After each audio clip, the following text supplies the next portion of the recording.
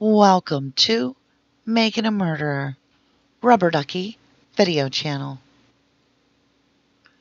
Welcome back to our last read of this week, and we're going to complete 700 pages. You guys, that means we have like 317 pages to go.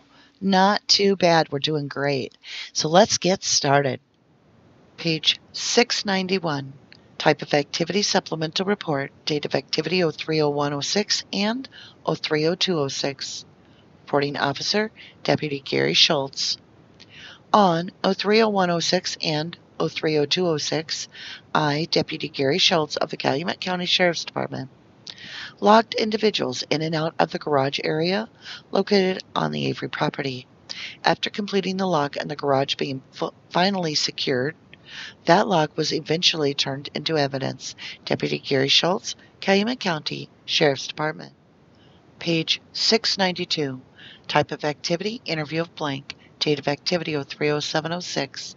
Reporting officer, Investigator Mark Wiegert. On 030706, I, Investigator Wiegert of the Calumet County Sheriff's Department, along with DCI Special Agent Tom Fassbender, went to the address of blank, where we met with blank. We met with blank in the kitchen area of her residence at approximately 15:36 hours. It should be noted we were informed by school counselors prior to meeting blank, and blank had come to them about information referencing the Halbach homicide case.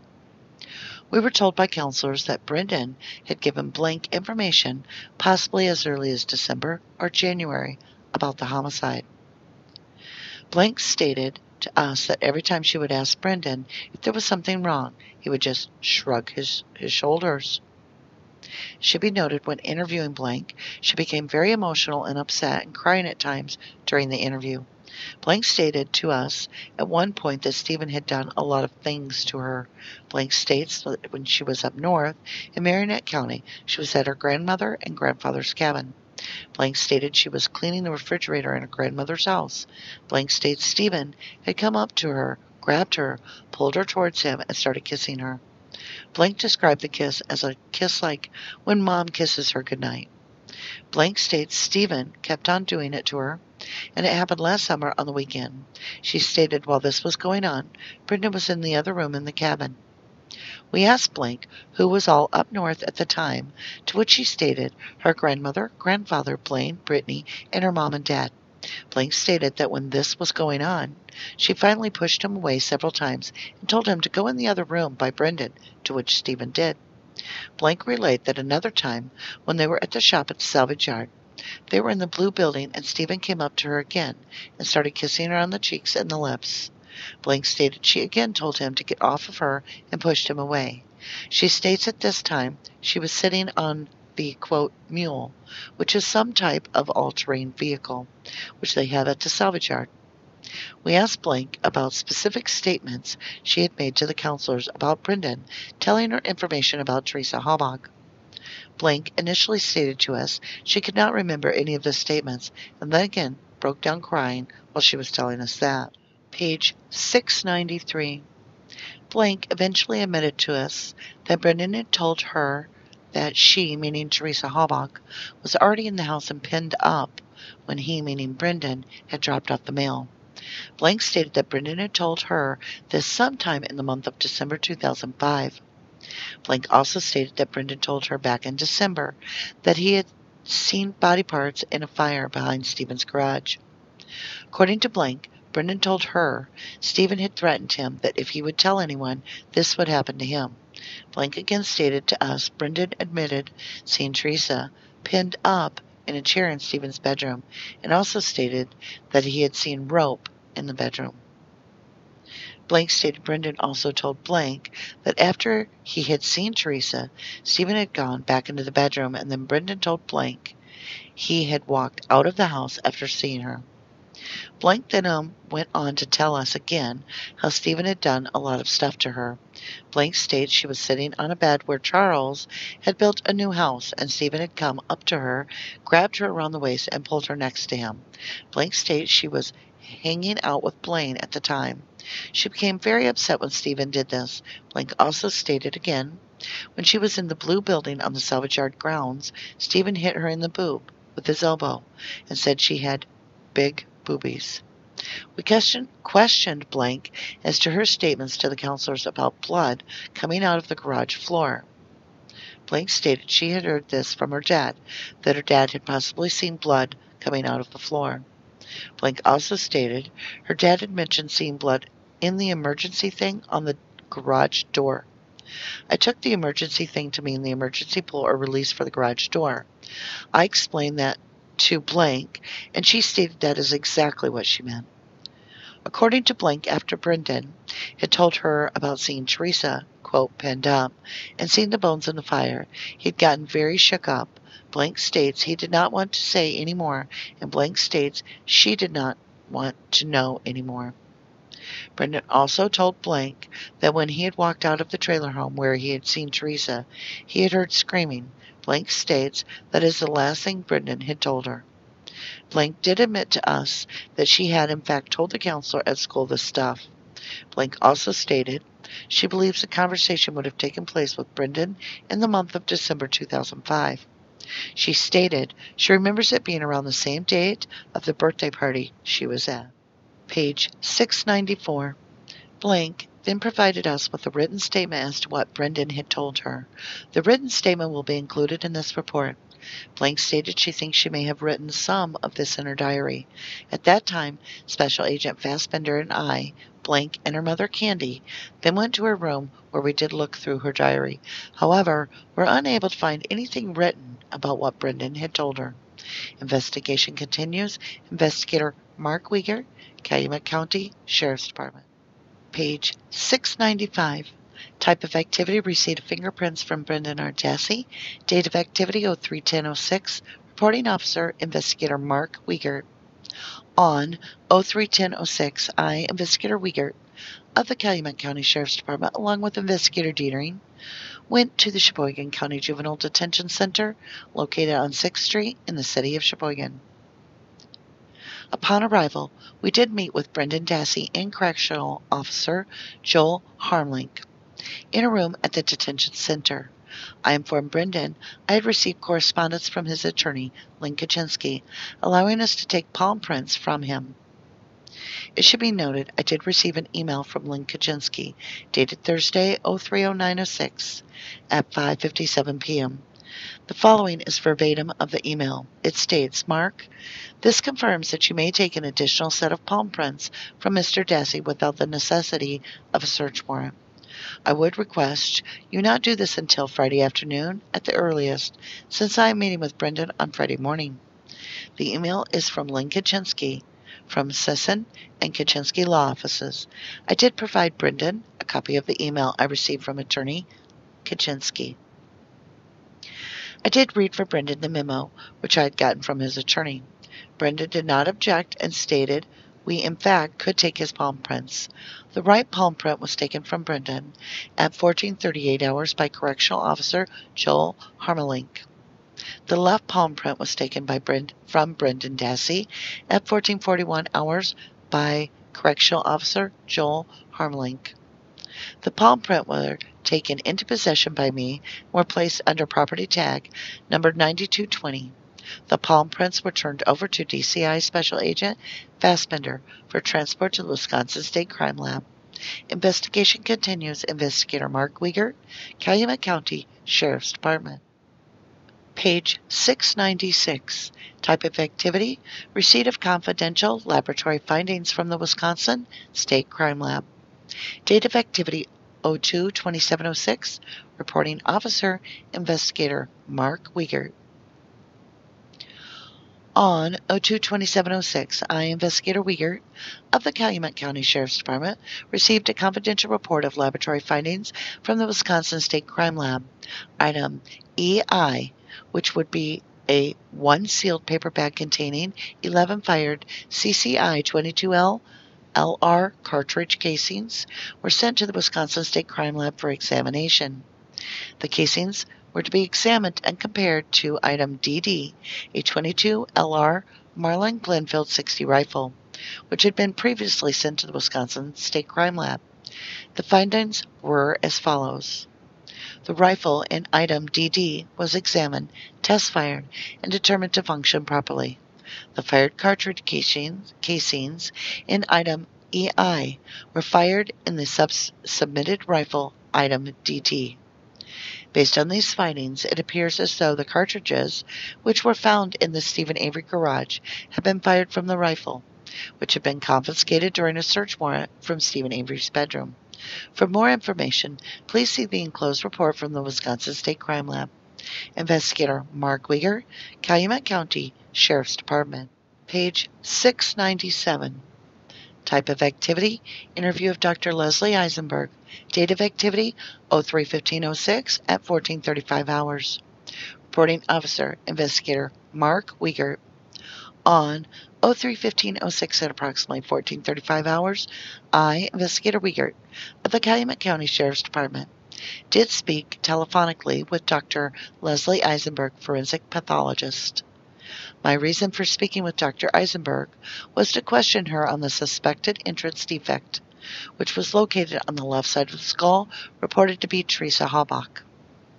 Dr. Eisenberg indicates that the suspected entrance defect is consistent with an entrance wound. Dr. Eisenberg further stated that the entrance defect is also consistent with that being from a projectile. Dr. Eisenberg states that the defect was the result of a non-blunt force injury to the skull. Investigation continues. Investigator Mark Wieger, Calumet County Sheriff's Department. Page 698. Type of activity, receipt of information from Robin Kumbalik. Date of activity 03-09-06. Reporting officer, investigator John Dietering. Documents generated, none. On Thursday, 03-09-06, at approximately 1400 hours, investigator Wieger did receive a telephone call from the following individual concerning this matter. Robin G. Kumbalik. Kumbalik indicates his daughter, Matrisa, rides to school with a subject named Colin Campion. According to Robin Kumbalik, his daughter advised him that she had been told by Colin Campion that Colin had been shown photographs of Teresa Halbach that apparently showed her restrained. Kumbalik indicated his daughter told him Colin Campion advised him had been shown these pictures by Brendan Dassey. Investigator Wieger and I departed for the Shadow, Wisconsin area in an attempt to locate Mr. Campion. We subsequently contacted Mr. Campion in the Manitowoc County Courthouse, where he was appearing in a juvenile intake matter. Investigation continues. John Dietering, investigator, Calumet County Sheriff's Department. Page 699. Type of activity, interview of blank. Date of activity 03-09-06. Reporting officer, investigator John Dietering. Documents generated, none. On Thursday, 09-06 at 16:16 hours, investigator Wieger and I Dietering did interview the following individual in a conference room at the Manitowoc County Courthouse, Manitowoc, Wisconsin. Present also in the interview was attorney Lindsay Grohl. Grohl had been appointed by the Public Defender's Office to represent Mr. Blank in his juvenile intake, and she graciously volunteered to sit in on the interview with Mr. Blank at his request. Blank had been advised he was not a subject in this matter, and we were merely looking for information from him. He indicated he was a friend of Brendan Dassey's for approximately 2 years at least. Blank indicates he is currently in 10th grade at Mishicot High School. Blank denied any knowledge of Teresa Halbach's death. He stated there are no pictures. He stated, sometimes I don't take my bipolar pills and I say things. He stated he did recall telling people on the school bus that there was a camera with photographs of Brendan Dassey and Teresa Halbach. He then indicated, someone told me there were pictures taken of Teresa Halbach. At this point, I suggested that Investigator Wieger and I remove ourselves from the conference room and allow Attorney Grohl to explain to Mr. Blank the ramifications of being dishonest during the investigation of this magnitude. Wieger and I left the conference room for approximately 5 minutes, returning at 16:25 hours. At this point, Blank advised there was a rumor going around school that Steven Avery had taken photographs of Teresa Halbach. He continued to maintain he did not know who provided him with the rumor. He did, however, indicate he had told a subject named Ryan LNU, page 700. About the rumor, he stated that the rumor he had been told indicated there were photographs of Teresa lying naked on the bed. He denied that Brendan Dassey had told him anything regarding this matter. He continued to maintain that he did not know the source of the rumor and ultimately indicated he had made the entire story up. Our interview with Mr. Blank concluded at 16:38 hours. Investigation continues. John Dietering, investigator, Calumet County Sheriff's Department. All right, you guys, let's go ahead and start a review on page 692. So this is the review, and it's blanked out for a name, but we know it's Kayla Avery. She did take the stand in Brendan Dassey's trial, and she stated everything she had said had been a lie. So we're not going to spend a lot of time on here. She stated Brendan told her that after he had seen Teresa, Steven had gone back in the bedroom, and then Brendan told her he had walked out of the house after seeing her. She reported a whole bunch of stuff that she heard her dad say about blood coming out of the garage floor. Now, this bothers me a little bit. Which garage? See, if a kid overhears it, they might misinterpret it. So was there a different garage? Because she goes on to say her dad had mentioned seeing blood on the emergency thing. And we don't find blood in the garage at Stevens. So I'm not sure we can believe her at all. But let's get off the Kayla interview because, like I said, she discredited herself. So on page 695, they are doing the receipt of fingerprints from Brendan Dassey, and it's the 10th of March. And it says, Mark, now this is from Lynn Kaczynski. This is Brendan's so-called lawyer. Okay?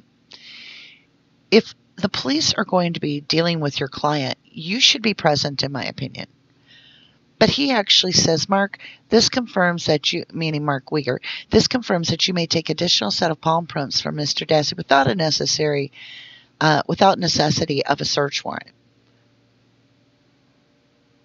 Why is he agreeing to that? Number two, he continues to say, I would request you not do so until Friday afternoon as the earliest, since I am meeting with Brendan on Friday morning.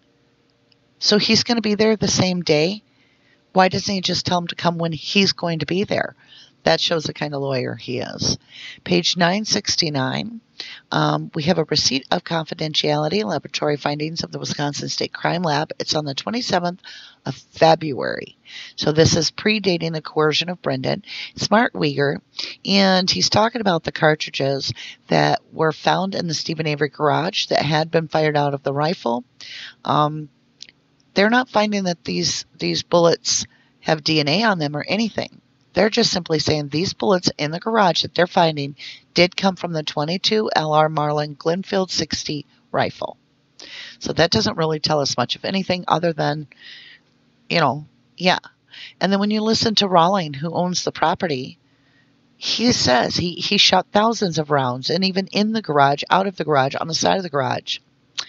Page 697 is an interview with Dr. Leslie Eisenberg, and it's in the middle of March, around the 15th of March. Now, keep in mind, for those of you that are following the other part of our channel at the RD channel, 3:15 would be about the time that they're finding Christine Rudy's body parts in the Chippewa River. So it's interesting that Dr. Eisenberg would be reviewing that case as well as this one.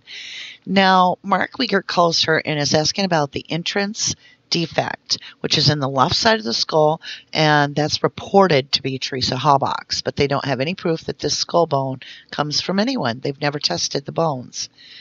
So Dr. Eisenberg does indicate that the suspected entrance defect is consistent with an entrance wound, and that it would be from a projectile, and that it would be a non-blunt force injury to the skull.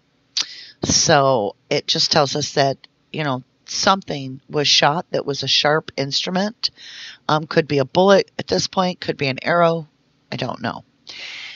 Page 698, scared you there for a minute, thought we skipped a bunch, huh? Is Robin Kumbalak. And they're talking about their child, Mr. Campion, who is actually in the juvenile intake matter. Now, Colin has reported that Brendan Dassey had shown him pictures, and he spread some rumors that these pictures were about Teresa Halbach tied up to the bed.